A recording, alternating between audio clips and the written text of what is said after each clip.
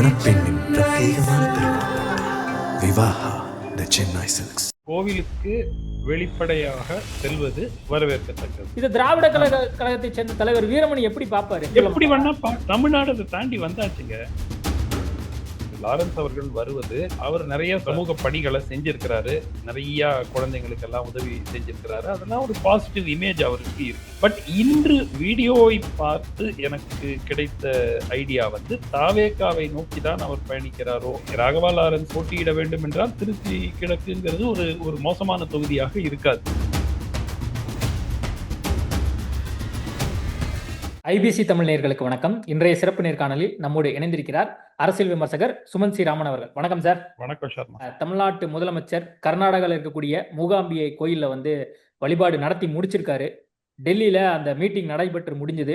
அவர் டைரக்டா தமிழ்நாடு வருவாங்க அப்படின்னு எதிர்பார்க்கப்பட்ட சூழல்ல அவர் கர்நாடகாவில் இருக்கக்கூடிய அந்த கோயிலுக்கு போயிருக்காரு. வித்தியாசமான ஒரு முதலமைச்சர் அப்படின்னு சொல்லி சில விமர்சகர்கள்லாம் சொல்றாங்க. அந்த திருச்செந்தூர் கோயிலுக்கா இருக்கட்டும், சீரடி கோயிலுக்கா இருக்கட்டும், அந்த கோயிலுக்குலாம் ஆல்ரெடி போயிட்டு வழிபட்டு வந்திருந்ததை நம்ம பார்த்தோம். எப்படி பாக்குறீங்க இந்த விஷயத்தை? கோவிலுக்கு வெளிப்படையாக செல்வது வரவேற்கத்தக்கது. தேர்தல் நேரம் இல்ல, சோ தேர்தல் வரும்போது கோவிலுக்கு போனோம் அப்படின்னு சொல்ல முடியாது. தேர்தல் முடிஞ்சிருச்சு.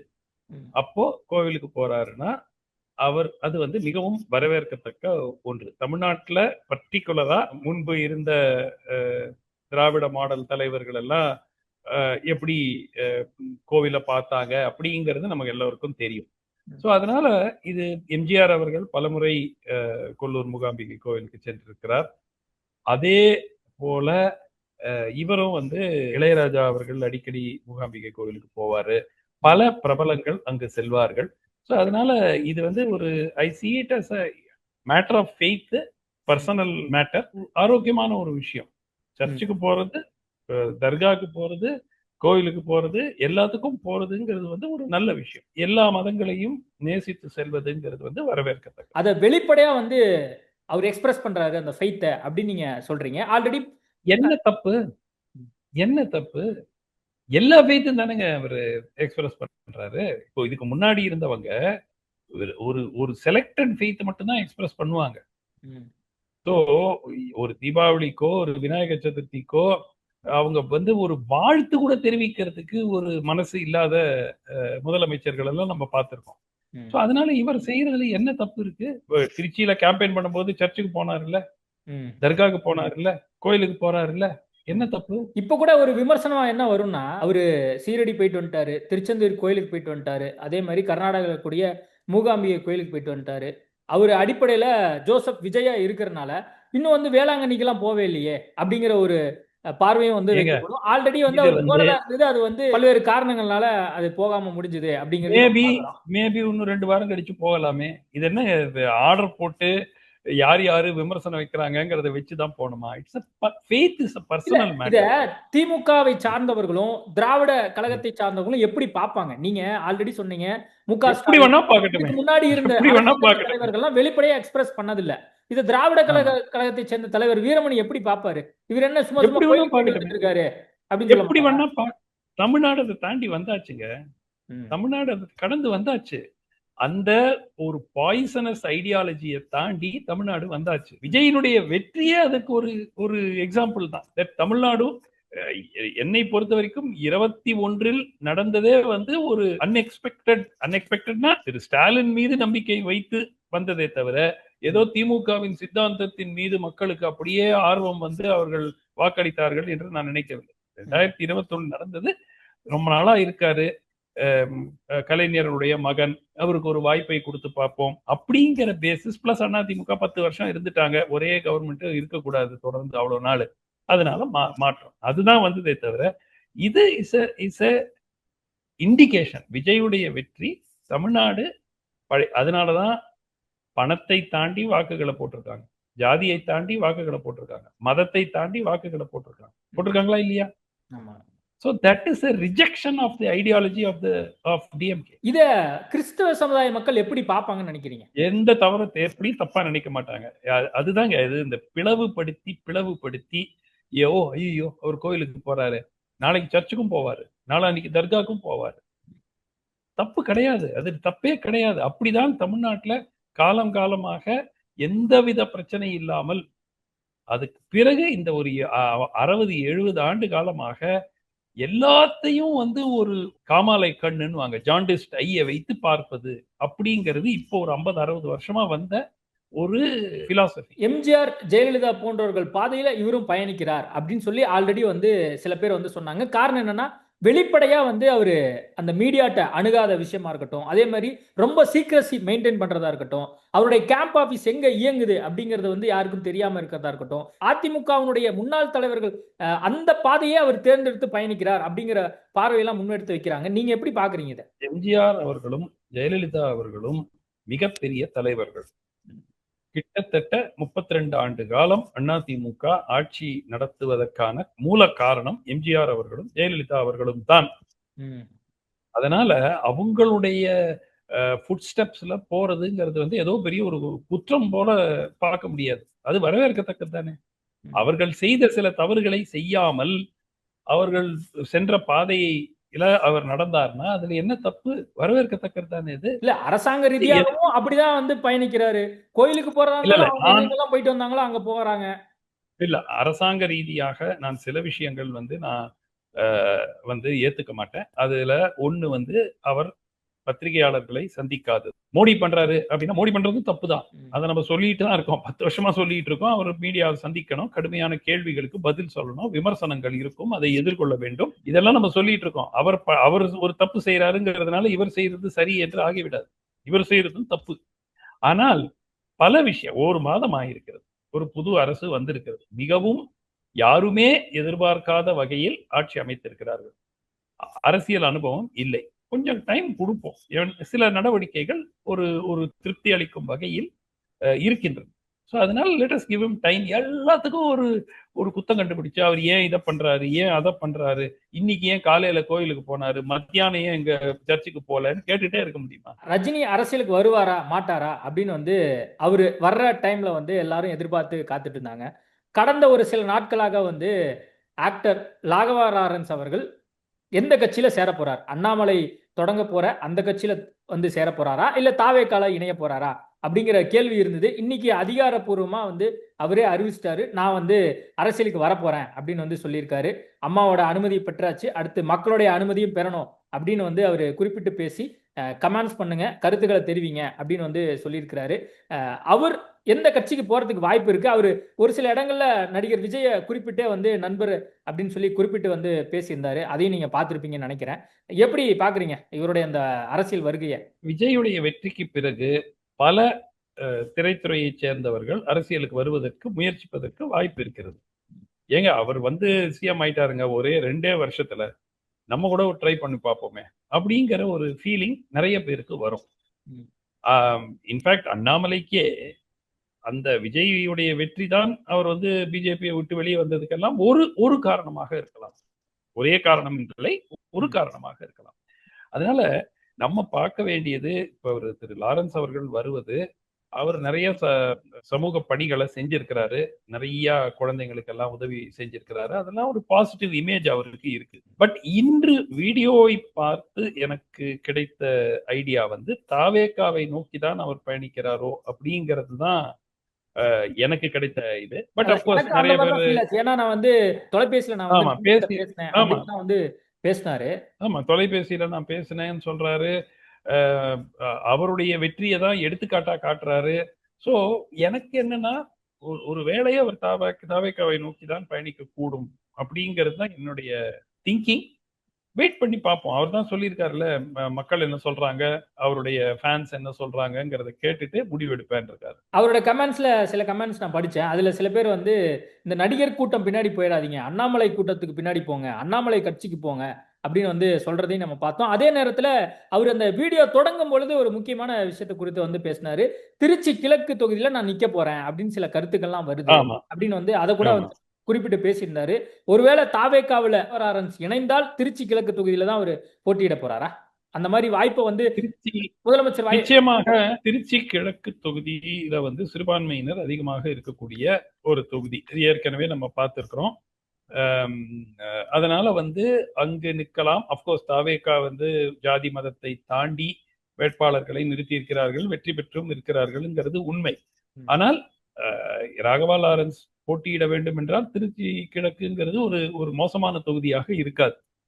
ஸோ நிச்சயமா வந்து பட் அவர் அண்ணாமலையை நோக்கி போவாரா அப்படிங்கிறது எனக்கு சந்தேகம். அண்ணாமலையை நோக்கி இது வரைக்கும் பாஜகவை தவிர வேற ஏதாவது கட்சியிலிருந்து யாராவது வந்திருக்காங்களா? இந்த 3-4 நபர்கள் வந்திருக்கிறாங்க. கருநாகராஜன் வந்திருக்கிறாரு, அமர் பிரசாத் ரெட்டி வந்திருக்கிறாரு, ஸ்ரீகாந்த் கருணேஷ் வந்திருக்கிறாரு, இன்னொரு 2-3 பேர் வந்திருக்காங்க பாஜக. அதுல இருந்து பாஜக இருந்து ஒரு பெரிய ஒரு வேவ் மாதிரி மக்கள் போனாங்கன்னு சொல்றதுக்கு இல்ல. சிலர் ஒரு 4-5 நபர்கள் பாஜக ஒரு ஒரு கட்சியில பொறுப்புல இருந்தவங்க ஒரு ஃபியூ பீப்புள் வந்திருக்காங்க. அதை தாண்டி ஒன்னும் ரிப்பிள்ஸே இல்ல. இனிமே இருக்குமா இருக்காதா, மற்ற கட்சிகளில் இருந்து அதிருப்தியில இருக்கிறவங்க வருவாங்களா? அண்ட் அந்த கேம்பெயின் கூட முதல் 2 நாள் 10 லட்சம் 12 லட்சம் 13 லட்சம் போயிட்டு அப்படியே 17 இப்ப வர்றதுக்கே கிட்டத்தட்ட வந்து 3-4 நாள் ஆயிடுச்சுன்னு நினைக்கிறேன். ஆயிடுச்சு. ஸோ அது ரன்னிங் அவுட் ஆஃப் ஸ்டீம்னு வாங்க. அது அதுக்கு அந்த அளவுக்கு வந்து ஒரு ஒரு பவர்ஃபுல்லான ஒரு கேம்பெயின் இல்லை. அதுவும் தமிழ்நாட்டில் எல்லா கட்சியும் என்ன 2 கோடி மக்கள் தொண்டர்கள், 1.5 கோடி தொண்டர்கள் அடிச்சு விடுவாங்க எல்லாருமே. பிஜேபி கூட உங்களுக்கு ஒரு காலகட்டத்தில் இந்த மிஸ்ட் கால் கேம்பெயின் ஒன்று நடத்தி 40 லட்சம் பேர் 50 லட்சம் பேர்லாம் போட்டு உருட்டிட்டு இருந்தாங்க. ஸோ அந்த மாதிரி ஒரு சூழல்ல 17 லட்சம் அப்படிங்கிறது ஃபர்ஸ்ட் ஆஃப் ஆல் 17 லட்சத்துல எவ்வளவு ஜெனுவின்ங்கிறதே அது நமக்கு தெரியாது. வெளிநாட்டுல 17 லட்சமே ரெஜிஸ்டர் பண்ணிருப்பாங்க. ஆமா, வெளிநாட்டுல இருந்து ரெஜிஸ்டர் பண்றது இதெல்லாம் இருக்கும். ஸோ அதனால இது வந்து ஒரு பெரிய ஒரு அச்சீவ்மெண்ட்டா நான் பார்க்க மாட்டேன். இன்ஃபேக்ட் அவர் கொஞ்சம் டிசப்பாயிண்டடா தான் இருக்கக்கூடும். ஏன்னா என்ன இவ்வளவுதான் வந்திருக்கு அப்படின்ட்டு இதுலயே அவங்களுக்கு தெரியும் உண்மையான நம்பர் என்னங்கிறது அவங்களுக்கு டெஃபினட்டா தெரிஞ்சிருக்கும். ஸோ அவங்க I don't know whether he will be happy. அப்போ ராகவா லாரன்ஸ் வந்து தாவேக்காவுல இணையறார், திருச்சி கிழக்குல தொகுதியில போட்டியிடுறார் அப்படின்னா அங்க வெற்றி வாய்ப்பு அவருக்கு அதிகமாவே இருக்கு அப்படின்னு நம்ம புரிஞ்சுக்கலாமா? இல்ல, இப்போ ஆளுங்கட்சி தாங்க இடைத்தேர்தல்ல ஜெயிக்கும். விஜய் அரசு இப்பதான் வந்திருக்கு. ஸோ பெரிய தவறு செஞ்சாங்க, பெரிய அன்பாப்புலர் ஆயிட்டாங்கன்னு சொல்றதுக்கு ஒண்ணும் இல்ல. ஸோ இப்ப 4.25 வருஷத்துக்கு ஒரு எம்எல்ஏ தேர்ந்தெடுக்க போற மக்கள் ஆளுங்கட்சி எம்எல்ஏ தேர்ந்தெடுப்பாங்களா, எதிர்கட்சி எம்எல்ஏ தேர்ந்தெடுப்பாங்களா? நீங்க சொல்லுங்க. ஆளுங்கட்சி எம்எல்ஏக்கு தான் விருப்பப்படுவாங்க. அப்பதான் நம்ம தொகுதிக்கு ஏதாவது விஷயம் நடக்கும், அப்படி வேலைகள் நடக்கும்னு நினைச்சுக்கிட்டு ஆளுங்கட்சி தான் அட்வான்டேஜ். டெஃபினட்டா தாவேக்காக்கு தான் அட்வான்டேஜ். அதே நேரத்துல இப்போ திருச்சி கிழக்க விட்டுருவோம். மீதி 4 இடம் அதிமுகவிலிருந்து விலகி தாவேக்கால இணைஞ்சிருந்தாங்க. அவங்க மீது அந்த தகுந்த நடவடிக்கை எடுக்கணும்னு சொல்லி அதிமுக பொதுச் செயலாளர் எடப்பாடி பழனிசாமி மற்ற முன்னாள் அமைச்சர்கள் மூலியமாக லெட்டர் வந்து கொடுத்திருந்தாரு. இப்போ நம்ம பேசிக் கொண்டிருக்கக்கூடிய சில நேரத்துக்கு முன்னாடி வந்து ஜேசிடி பிரபாகர் வந்து அந்த 4 பேரிடம் விளக்கம் கேட்கப்பட்டுள்ளது. எதனால வந்து நீங்க கட்சி மாறினீங்க அப்படிங்கிறது தொடர்பா கேட்கப்பட்டிருக்கு அப்படின்னு வந்து சொல்லியிருக்காரு. இவங்க மேல என்ன நடவடிக்கை எடுக்க வாய்ப்பு இருக்கு? ஒருவேளை நடவடிக்கை எடுத்தா அது எதுவும் இந்த இடைத்தேர்தல் அந்த 4 தொகுதியில் எதுவும் பாதிக்கப்படுமா, இல்ல மீண்டும் வந்து வேற என்ன வாய்ப்புகள் இருக்கிறதா நீங்க பாக்குறீங்க? இல்ல, நான் எதிர்பார்க்கிறது எந்த நடவடிக்கையும் எடுக்கப்படாமல் அவர்கள் தாவேகா வேட்பாளர்களாக அந்த 4 தொகுதிகளில் இடைத்தேர்தலில் நிறுத்தப்பட்டு மீண்டும் அவர்கள் வெற்றி பெறுவதற்கான வாய்ப்பு தான் அதிகம். அதுதான் எக்ஸ்பெக்டட் பாத்.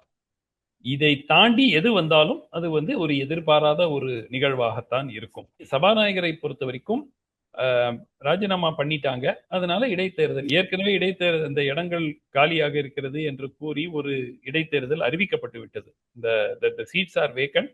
தேதி தான் இனிமே வரணும். எப்போ இடைத்தேர்தல் நடக்கும்ங்கிறத தேதி மட்டும் தேர்தல் ஆணையம் அறிவிக்க வேண்டும்.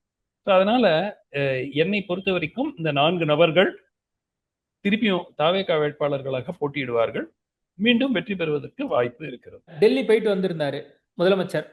கடந்த முறை மோடியை மட்டும் சந்திச்சுட்டு வந்திருந்தாரு. நிர்மலா சீதாராமனையும் கூடவே சந்திச்சார். இந்த ஒரு சில மாதங்கள்லயே வந்து மீண்டும் வந்து டெல்லி போயிட்டு வந்திருக்காரு. நிதி ஆயோக் கூட்டத்தில் வந்து பங்கேற்று தமிழ்நாடு நலம் சார்ந்து பல்வேறு கோரிக்கைகள் வந்து வைக்கப்பட்டிருக்கு. கோயம்புத்தூர்ல எய்ம்ஸ் வேணும், அதே மாதிரி 6 வழிச்சாலை வந்து போடணும் அப்படிங்கிற பல்வேறு கோரிக்கைகளோட அந்த நிதி ஆயோக் கூட்டத்தில் வந்து பேசினதையும் நம்ம பார்த்தோம். அதிகாரப்பூர்வமா டிஐபிஆர்ல இருந்து வந்திருக்கக்கூடிய செய்திகளையும் நம்ம படித்தோம். இந்த 2 நாள் சுற்றுப்பயணம் கிட்டத்தட்ட விஜயை பொறுத்த வரைக்கும் சக்சஸா கரெக்டா வந்து பெர்ஃபார்மன்ஸ் பண்ணிட்டு வந்திருக்கிறாரு. ஒரு பக்கம் பொலிட்டிக்கல் ரீதியா சோனியா காந்தி, ராகுல் காந்தி இவங்களெல்லாம் கொஞ்சம் பார்த்து மீட் பண்ணி சோனியா காந்தியை கன்வின்ஸ் பண்ணிட்டு வந்திருக்கிறார் அப்படிங்கிற ஒரு பார்வையும் இருக்கு. அதே நேரத்தில் நிதி ஆயோக் கூட்டத்திலையும் ஃபர்ஸ்ட் டைமா வந்து இம்ப்ரெசிவ் ஸ்பீச்சா இருந்தது அப்படின்னு சொல்லி நிதி ஆயோக் துணைத் தலைவர் வந்து பேசியிருந்தது நம்ம பார்த்தோம். ஒரு சக்சஸ்ஃபுல்லான ஒரு விசிட்டா இதை பார்க்கலாமா? ஃபர்ஸ்ட் ஆஃப் ஆல் தமிழ்நாட்டிலிருந்து ஒரு முதலமைச்சர் நிதி ஆயோக் கூட்டத்துக்கு போறதே வந்து வரவேற்கத்தக்கது. நாங்க சண்டை போடுறோம், நாங்க வந்து புறக்கணிக்கிறோம், அதெல்லாம் இல்லாம இந்த கடந்த 5 ஆண்டு காலத்துல நம்ம பல முறை பார்த்திருக்கோம். நேற்று பாத்தீங்கன்னா எல்லா மாநில முதலமைச்சர்களும் வந்திருந்தாங்க. ரொம்ப நாளைக்கு 28 அப்புறம். மாநில முதல்வர்கள் ஆமா. வந்திருக்காங்கன்னு ஒரு செய்தி படிச்சேன். இன்க்ளூடிங் தென்னகத்திலிருந்து ரேவந்த் ரெட்டி போயிருக்காரு, டி.கே. சிவகுமார் போயிருக்காரு, வி.டி. சதீஷன் போயிருக்காரு, விஜய் போயிருக்காரு. எல்லாமே வந்து நான் பிஜேபி சீஃப் மினிஸ்டர்ஸ். ஸோ நிச்சயமா வந்து அது வரவேற்கத்தக்கது. 2வது, தமிழ்நாட்டினுடைய கோரிக்கைகள் வழக்கம் போல வலியுறுத்தி இருக்கிறாரு. ஒவ்வொரு நிதி ஆயோக் மீட்டிங்லயும் பிரைம் மினிஸ்டரோட ஒரு 5 நிமிஷம் ஒவ்வொரு முதலமைச்சரும் தனியா பேசுவாங்க. அது ஒரு போட்டோ ஆப், அது எப்பவுமே இருக்கும். அதுலயும் அவர் கலந்துகிட்டு இருக்காரு.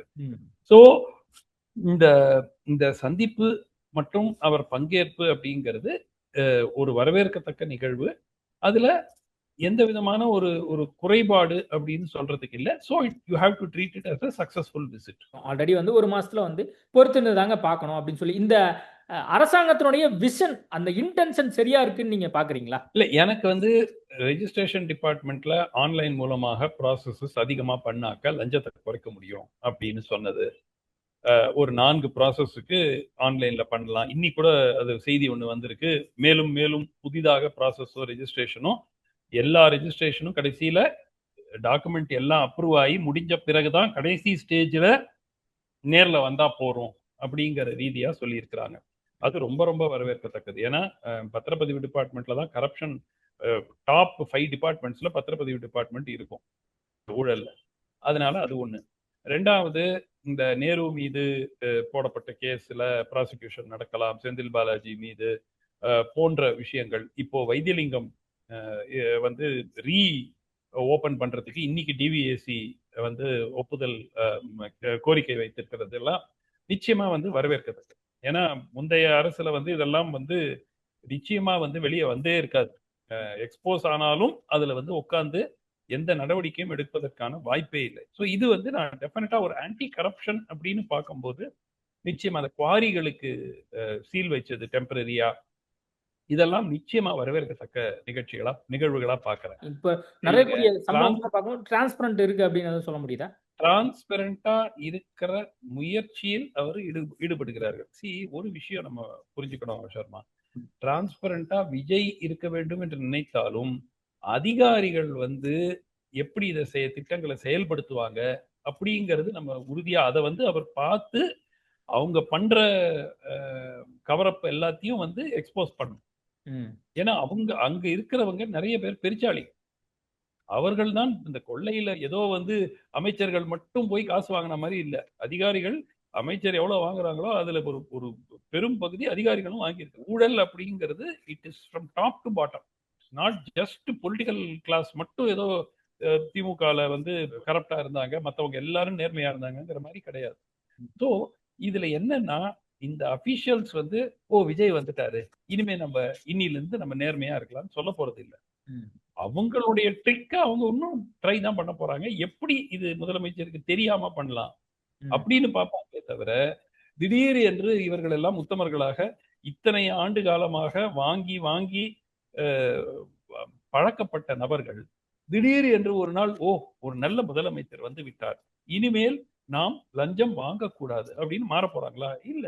காலையில இருந்து சாயந்தரம் வரைக்கும் தலைமைச் செயலகத்திலே இருக்காரு, அதை அப்சர்வ் பண்றாரு. இது வரைக்கும் நடந்த அந்த முறைகேடுகளா இருக்கட்டும் அல்லது இருக்கக்கூடிய அந்த சிஸ்டத்தா இருக்கட்டும், அது எப்படிங்கிறது புரிஞ்சுக்கிறதுக்காக இருக்காரு அப்படின்லாம் வந்து சில பேர் சொல்றாங்க.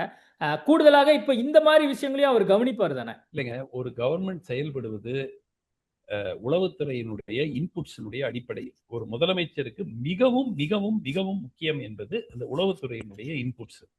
அவரே உட்கார்ந்து ஒவ்வொரு ரூமா போயிட்டு செக்ரட்டேரியட்ல என்ன ஃபைல பாக்குறாங்க, அதுல ஊழல் இருக்கான்னா பாக்குறது சாத்தியமே கிடையாது. சோ இவர் காலையிலிருந்து சாயங்காலம் உட்கார்றாருங்கிறது எனக்கு ஏன் பிடிக்கும்னா, நான் இவர் ஆட்சிக்கு வர்றதுக்கு முன்னாடி இவர் ஒர்க் ஃப்ரம் ஹோம்லயே இருப்பாராங்கிற ஒரு கவலை இருந்தது. ஞாபகம் இருக்கா? நம்ம கூட கிண்டல் பண்ணுவோம் ஒர்க் ஃப்ரம் ஹோம்னு. சோ அந்த மாதிரி இல்லாமல் தினமும் வருகிறார் செக்ரட்டேரியட்டுக்கு. அது ஒரு பிளஸ். தினமும் வருவதனால் அங்க இருக்கிறவங்க கிட்ட ஒரு சின்ன ஃபியர் இருக்கும். 9:45 எல்லாரும் வந்துடணும், 9:45 எல்லாரும் வராங்க அப்படிங்கிற செய்திகள்லாம் கூட பல்வேறு நாளிதழ்கள். அது எல்லா மோடி கவர்மெண்ட் வரும்போது முதல் ஒரு மாசத்துக்கு ஆஹா டெல்லியே மாறிவிட்டது, எல்லோரும் கரெக்டா வர்றாங்க, பயோமெட்ரிக் போடுறாங்க, இந்த கூத்தெல்லாம் சொன்னாங்க. பட் இங்க கூட அப்படிதான் சொல்லிட்டு இருக்காங்க. இப்போ அது சொல்லுவாங்க. இது வந்து அவங்க என்ன அவுட்புட் இருக்குங்கிறது தாங்க கணக்கு. ம். அந்த அவுட்புட்ல தான் நம்ம ஒரு கவர்மெண்ட்டுடைய கவர்னன்ஸை, ஆளுமையை நம்ம மெஷர் பண்ணணும். நாட் காலையில 9க்கு வராங்களா, 6 மணி வரைக்கும் இருக்காங்களா, இதெல்லாம் வந்து இந்த லோவர் லெவல் அபிஷியல்ஸ் இருக்காங்க பாருங்க, அவங்களுக்கு பொருந்தும். இப்போ ஒரு இபி ஆபீஸுக்கு நீங்க பில் கட்ட போறீங்க, 2 மணி நேரம் கவுண்டர்ல ஆள் இல்லைன்னா நிச்சயமா வந்து அது வந்து கண்டனத்துக்குரியது. அந்த லெவல்ல நீங்க டைம் மெயின்டைன் பண்றாங்களா, அதெல்லாம் பார்க்கலாம். பட் நீங்க சீனியர் லெவல்ல ஒர்க் அவுட்புட் தான் முக்கியமே தவிர, நீங்க எவ்வளவு நேரம் அங்க உட்கார்ந்துருக்கீங்கங்கிறது ரொம்ப முக்கியம் கிடையாது. Okay sir. இன்னைக்கு நடந்த விஷயத்த ரொம்ப குயிக்காவும், ஷார்ட்டாவும் நம்ம பேசியிருக்கோம். நேர்காணல் கொடுத்ததுக்கு மிக்க நன்றி. நன்றி. தேங்க்யூ. மணப்பெண்ணின் பிரத்யேகமான திருமணம் விவாஹா த சென்னை சில்க்ஸ்.